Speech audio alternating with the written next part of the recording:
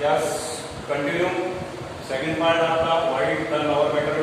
Next जो points है, ये पॉइंट्स को समझने के लिए if you want to note your notebook you can write all the great things. कौन सी थिंग्स? वो थॉट्स, वो वर्ड्स, वो aspiration, particular idea, parts of body are the subscribing to the living. Living क्या होता है?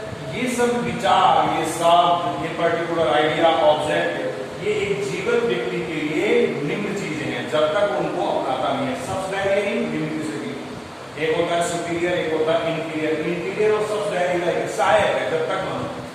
फॉर दिस रीजन, इसी कारण से तो कह रहा है वो पूरे जो आपने टॉपिक पढ़े, for this reason I am knowledge, इस कारण से डियर लॉरेंस कहता है कि मैं उपन्यासकार हूं because I writes about the, I right about the life, I think about the life. वो पर्टिकुलर चीज के बारे में, किसी पर्टिकुलर थिंग के बारे में, ऑब्जेक्ट के बारे में या थॉट्स के बारे में नहीं करते हैं, वो संपूर्णता के बारे में करते हैं, जीवन के बारे में वो करते हैं। इसलिए कह रहा है आई एम नॉलेज।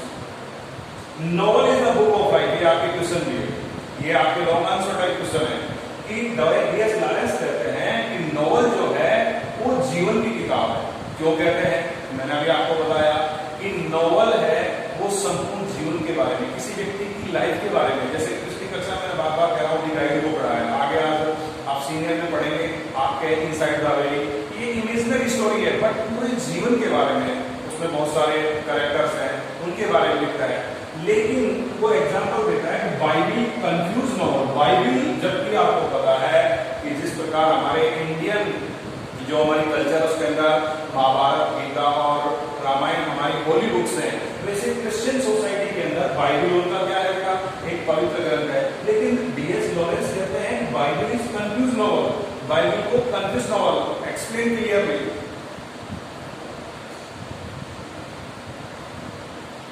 बाइबल को कंफ्यूज नॉवल क्यों कहते हैं? कि जब हम बाइबल को पढ़ते हैं तो इसमें जीसस, एडम, डेविड, एव, इन सब के बारे में, इनकी जीवनी के बारे में, ये इंसान ही तो है। तो जब ये इंसान के बारे में, उसको लोग कहते हैं बुक ऑफ गॉड। जैसे हम हमारे रामायण महाभारत को लॉर्ड ऑफ, बिल्कुल सही है, लेकिन ये किसी मानव के द्वारा लिखी गई है, मानव के जीवन के बारे में है, तो ये नॉवल है। वो बाइबल को कंफ्यूज नॉवल इसलिए कहते हैं कि वहां के जो लोग हैं वो बाइबल को God of, book of God कहते हैं। जबकि हम बाइबल को पढ़ते हैं तो उसमें डेविड के बारे में, एडम के बारे में, जीसस के बारे में, ईव के बारे में, all these are men's, all these biography are descript in this book. तो वो कहते हैं कि बाइबल तो बड़ा कंफ्यूज नॉवल है, ऐसा डीएस लॉरेंस कहते हैं। हम अगर महाभारत का एक छोटा सा हिस्सा है हमारी गीता, रामायण है, इसमें भगवान रामचरित्र के, भगवान राम के चरित्र का वो किया गया है, उसमें महाभारत में भगवान कृष्ण का। तो ये कह रहा है कि बाइबल तो कंफ्यूज नॉवल है क्योंकि इन सब व्यक्तियों के बारे में लिखा गया है। फिर प्लेटो ने लिखी है सरमन ऑन द माउंट्स। ये भी प्लेटो एक फिलोसोफर था, ये भी एक क्रिश्चियन होली बुक है, सरमन ऑन द माउंट। उसके बाद है द 10 कमांडमेंट्स। ये एक बाइबल का छोटा सा हिस्सा है, जैसे कि महाभारत में छोटा हिस्सा है गीता, जिसमें भगवान कृष्ण ने अर्जुन को उपदेश दिए थे। तो 10 commandments is the short part of Bible.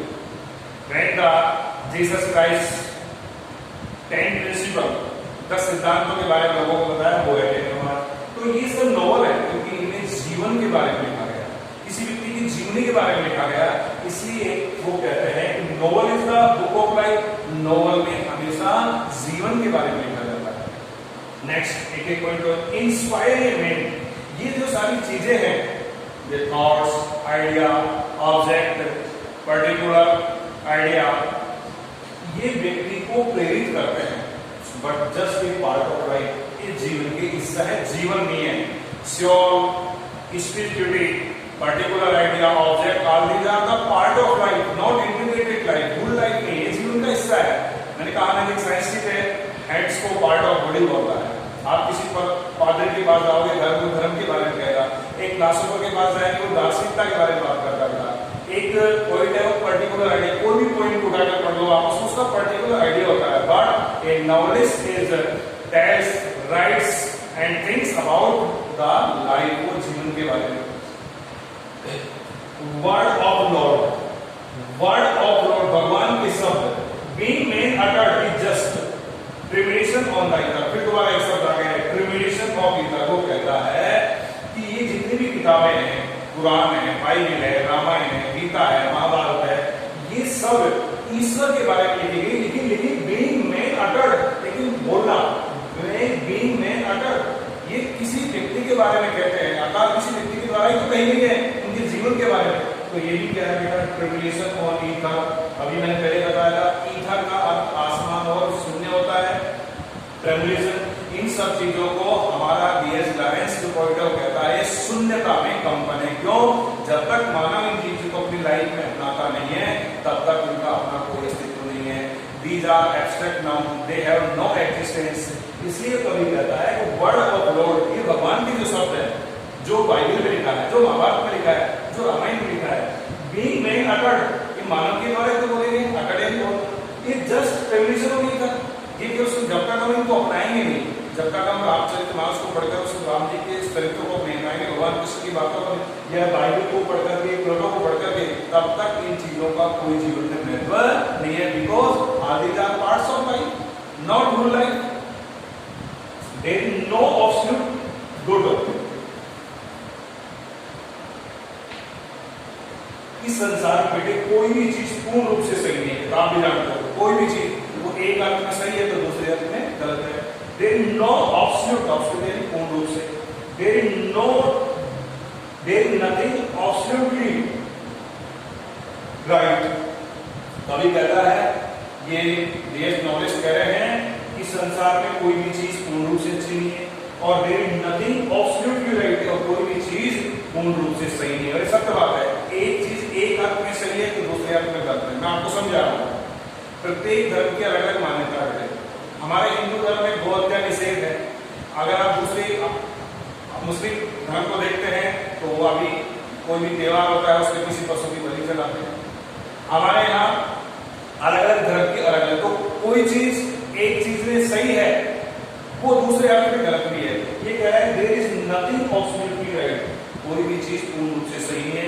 अभी मैंने उदाहरण देकर बताया कि बहुत सारी संस्कृतियों के अंदर के एक चीज को बहुत ज्यादा मान्यता दी जाती है, वहीं दूसरी संस्कृति में उन चीजों को मान्यता नहीं दी जाती है। All the things flow and change. इस संसार में सभी चीजें आगे बढ़ती है और परिवर्तन संसार का नियम है कि and change and even change is not absolutely. D.S. Lawrence ये भी कहते हैं कि जो परिवर्तन होता है वो भी पूर्ण रूप में नहीं है, सही नहीं है। क्यों नहीं है? कि परिवर्तन संसार का नियम है, कोई भी चीज स्थायी नहीं है। तो हो सकता है जो परिवर्तन हो रहा है वो किसी एक अर्थ में तो सही हो, दूसरे अर्थ में गलत हो। तो we learn this from novel. और लास्ट में कभी कहता है ये सब चीजें हम केवल कहां से सीखते हैं? नॉवल से। और एक नॉवेलिस्ट के होने के नाते वो सारी बातें केवल किसके बारे में करता है? नॉवल के बारे में। अब कंक्लूजन, ये निष्कर्ष है। इन पॉइंट्स के आधार पर इस पूरे लेसन की आपको एक समरी सीखनी है, एक निष्कर्ष निकालना हो। क्या कह रहा है कि in all this better, WETR better का तो होता है कंफ्यूज, उलझन। इन जितनी भी चीजें पढ़ी हैं कि हमको क्या पढ़ना चाहिए, हमें फील्ड ऑफ स्टडीज में क्या चूज करना चाहिए, हमें क्या पढ़ना चाहिए, तो वो एज ए नॉलेज आपको क्या गाइड कर रहा है कि we must learn, we must read novel, we must read a novel because novel is the book of life। in all this letter we need some sort of guide। इस सारे confuse में हमको एक मार्गदर्शन की आवश्यकता हो सकती है। in all this letter we need some sort of guide। क्या? the novel can help us in our life। उपन्यास हमारे जीवन में हमारी सहायता कर सकती है। इस सारे कंफ्यूजन में we need some sort of guide, हमें विशेष प्रकार के इसकी आवश्यकता है, हमें गाइड की आवश्यकता है, मार्गदर्शन की आवश्यकता है। तो उसके लिए राइटर D.S. लॉरेंस क्या करते हैं कि by reading novel you can develop instinct. Novel can help you in our life. एक नॉवल उपन्यास आपका हेल्प कर सकता है, आपकी सहायता कर सकता है। कैसे? कि बाय रीडिंग नॉवल, उपन्यास का अध्ययन करते हुए you can develop instinct, INSTINC प्रवृत्ति फॉर लाइफ। जीवन के प्रति एक रवैया, एक दृष्टिकोण अपना सकते हैं। Instinct of right and wrong, और एक गलत और सही के प्रति आप अपने जीवन में अभिव्यक्ति, एक प्रति अपना सकते हैं। किसको पढ़ करके? नॉवल के। तो इन तीन जो पॉइंट वापस इन ऑल दिस लेटर, यहाँ लेकर राइटर जो है कह रहे हैं कि सारे कंफ्यूज में कि वार्ता field of study we choose, हमें कौन सा अध्ययन का क्षेत्र, उसमें we need some sort of guide, हमें एक विशेष प्रकार के मार्गदर्शन की आवश्यकता है। इसके लिए क्या सलाह देता है कि novel can help us in our life, जीवन में हमारी सहायता कौन कर सकता है, उपन्यास। कि by reading novel we can develop instinct for life, अध्ययन करते हुए उपन्यास का हम जीवन की प्रवृत्ति को, एक अभिव्यक्ति को अपना सकते हैं कि क्या सही है और क्या गलत है। तो इस पूरे ऐसे का एक ही वो है कि as a novelist D.S. Lawrence suggests us कि we must learn, we must choose to learn novel. Novel is the book of life, because as a novelist he says that कि in the field of studies all the people, persons, person, padri, scientist, doctor, poet are filled to importance of the life, because they give the importance of particular things, idea, object and part of body. But novelist is the only person who writes about the life, who thinks about the life. Thanks. Do you have any problem?